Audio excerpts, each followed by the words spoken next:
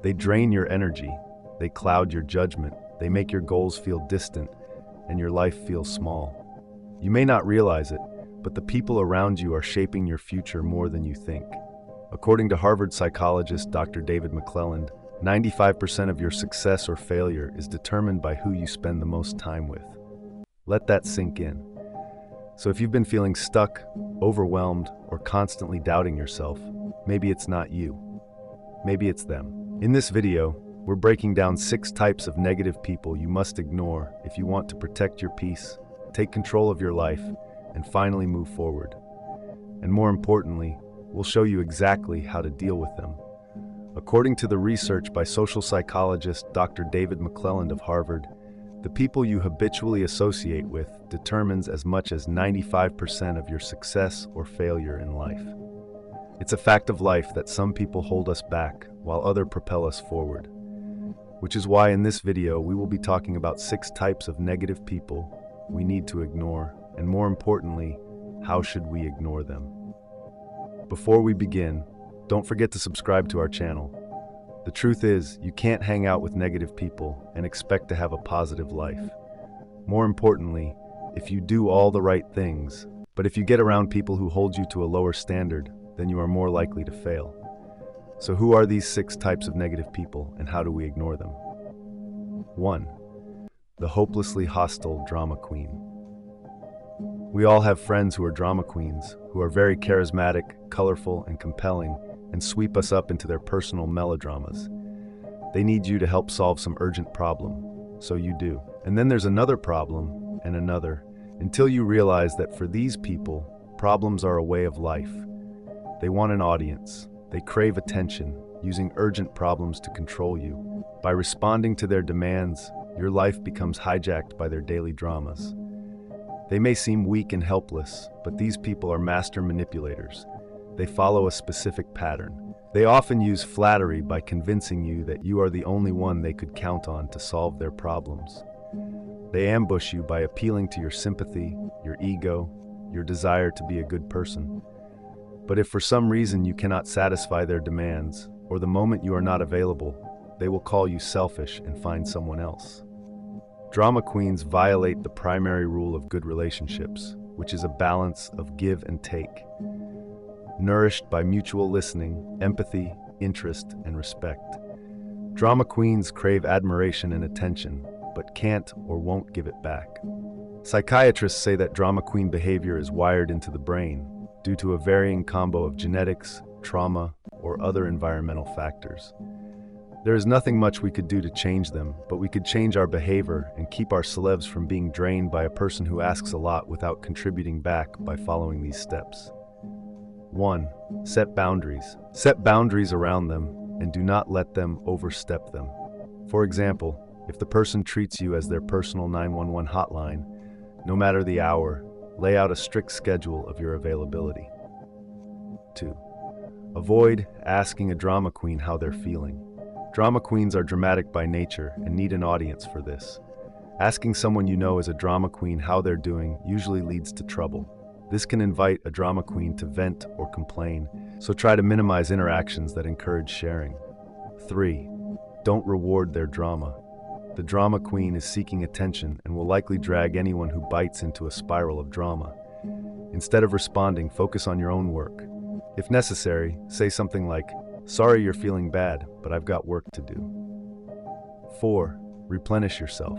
To recharge after an encounter with a drama queen, go for a walk or meditate or put on your headphones and blast your favorite tunes. Don't dwell on the drama because it will only keep you in the negative zone. 5. When all else fails, distance yourself. When everything fails and you're still at the end of your rope, you might have to cut ties. Tell them that you need time alone to focus on you right now. You'll have to fight off guilt, especially if it's a close relationship. But ultimately, if things are going to change, we can only change ourselves. The second type of person we need to ignore is the person you have failed to please 100 times before. We all have been in a situation with someone who is intimidating and demanding, and we nervously try to keep the peace by going along with anything they wanted, trying to keep them happy, and no matter what we do, it is just not enough. You may think that pleasing them will make them happy and comfortable and make you likable and easygoing.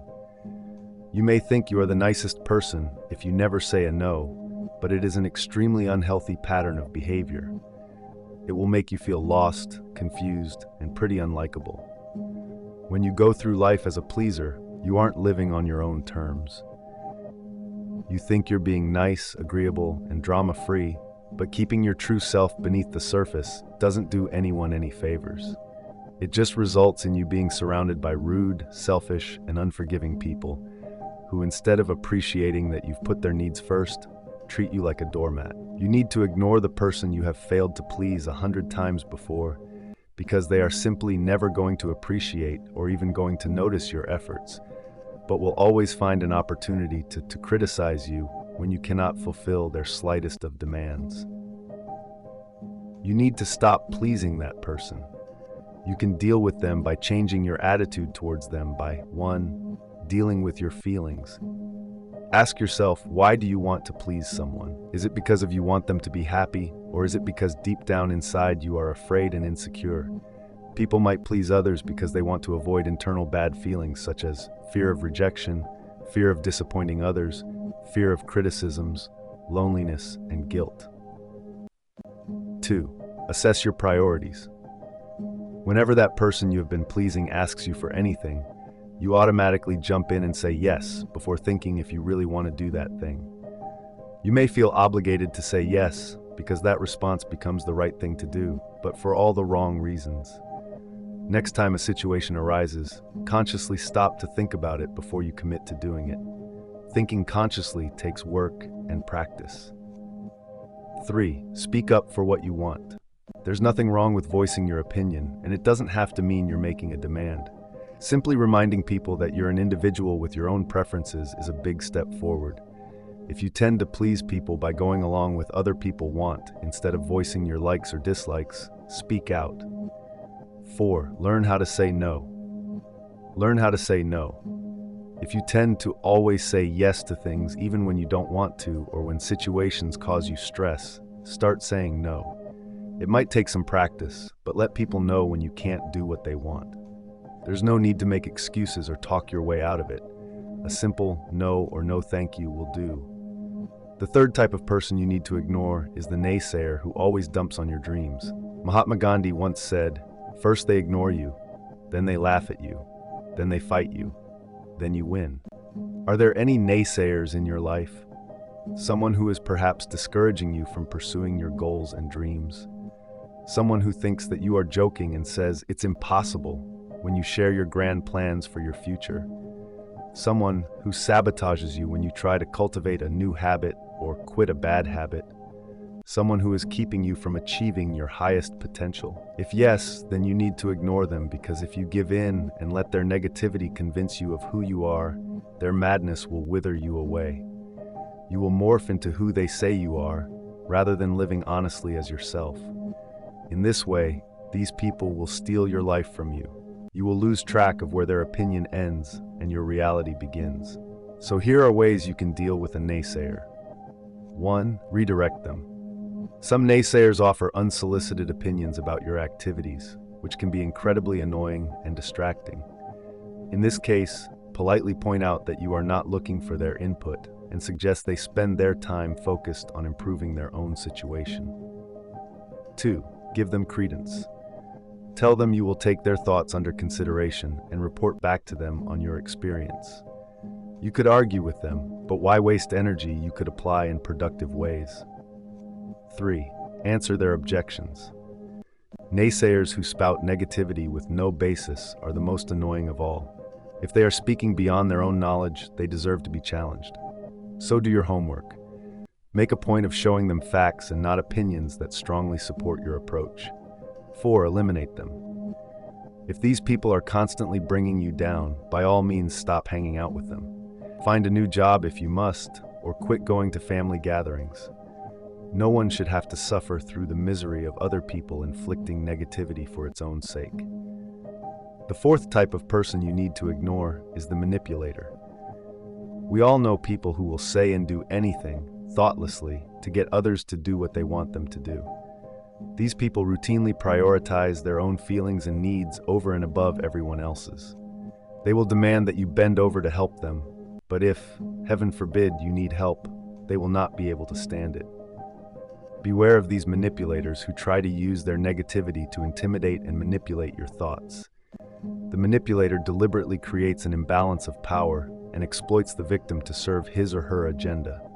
Do not accept this behavior as normal and instead follow these steps. 1. Avoid self-blame.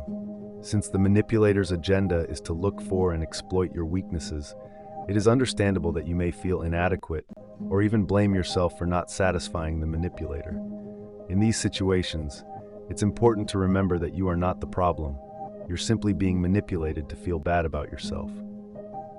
2. Put the focus on them by asking probing questions. Manipulators will make requests or demands of you. These demands often make you go out of your way to meet their needs. When you hear an unreasonable solicitation, it's sometimes useful to put the focus back on the manipulator by asking a few probing questions like, does this seem reasonable to you? Or does what you want from me sound fair? To see if she or he has enough self-awareness to recognize the inequity of their scheme. 3. Use time to your advantage. In addition to unreasonable requests, the manipulator will often also expect an answer from you right away. During these moments, instead of responding to the manipulator's request right away, consider leveraging time to your advantage by saying, "I'll think about it." Take the time you need to evaluate the pros and cons of a situation and consider whether you want to negotiate a more equitable arrangement or if you're better off by saying no. 4. Keep your distance. One way to detect the manipulator is to see if a person acts with different faces in front of different people and in different situations. Manipulators tend to habitually dwell in extremes, being highly polite to one individual and completely rude to another, or totally helpless one moment and fiercely aggressive the next. It is not your job to change or save them, so if you cannot deal with them, keep your distance from them. The 5th type of person we need to ignore is the stubborn one who insists you should be someone else. Unfortunately, families and old friends often fail to recognize how you've changed and grown over the years. They also tend to label you in an unfair way based on who you used to be, and it's easy to end up conforming to these labels because you remember when they were true. In the long run, it's always better to be disrespected for who you are than respected for who you are not. In fact, the only relationships that work well are the ones that make you a better person without changing you into someone other than yourself, and without preventing you from outgrowing the person you used to be. The only way you can ignore such stubborn one is by ignoring their opinions. When you ignore their opinions and decide to be who you are instead of who they want you to be, you open yourself up to real love, real happiness, and real success. There is no need to pretend to be someone you're not. You don't have control over what others think about you, but you do have control over how you decide to internalize their opinions. Leave them to their own judgments. Don't feel threatened and don't conform just to please them. Let people love you for who you are and not for who they want you to be, or let them walk away if they choose. The 6th type of person we need to ignore is the unforgiving friend who refuses to forgive you for your mistakes. We all have someone who continuously judges us by your past, holds it against us, and refuses to forgive us. If someone refuses to support you as you grow beyond your past mistakes, they are now the one that's making a mistake.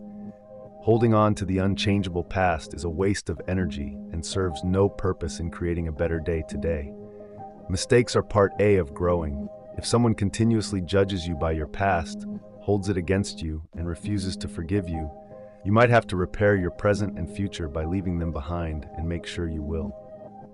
1. Forgive yourself. Think about the last time somebody sincerely apologized to you. Did you forgive them?